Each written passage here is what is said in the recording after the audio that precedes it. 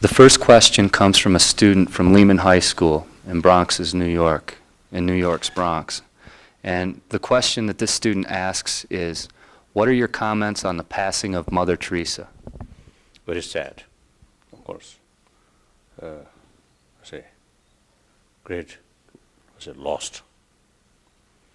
I always consider her as of course, firstly, as a very good example of humanity, and then secondly, good example of religious believer. So everybody, particularly among the believer, we always talk about sense of brotherhood, sisterhood, and importance of compassion. But sometimes there is big gap, word and practice. She, no doubt, really implement. So what the religious teach. So I always feel she one of the good example in order to realize the potential, each potential. She also a human being, just ordinary human being. But because of that is a potential, and her determination eventually become very useful human being. So that's my feeling. Thank you, Your Holiness. Another question from Lehman High School is, do you think that science is destroying religion? No. I feel the genuine scientist is very open-minded and unbiased. So you see, research was, the research is carry with open-minded and then unbiasedly or try to find the reality.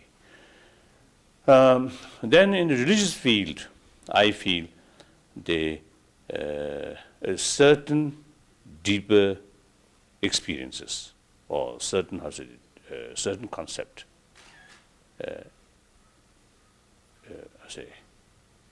beyond sort of the beyond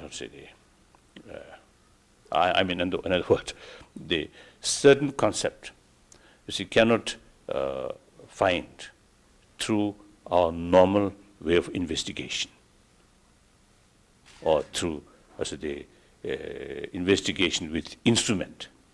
Now, for example, there's just a mere a certain amount of mental peace. It's the exact amount which you cannot measure by machine or by calculation. So you see, there's certain things which are related with mind. Some, I think, beyond sort of beyond the limitation of the scientific sort of research up to now. Of course, the science will develop. That's my feeling. Now, another thing, I feel the thing which do not, prove by science, that not necessarily prove that does not exist. But there could be, two things. Something exists but cannot find, the ordinary way.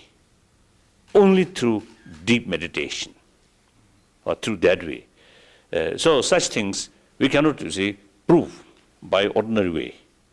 Then that does not mean it does not exist. So not finding, but not does not exist. So I think that. So therefore, basically, I do not see science and religious belief as a contradiction.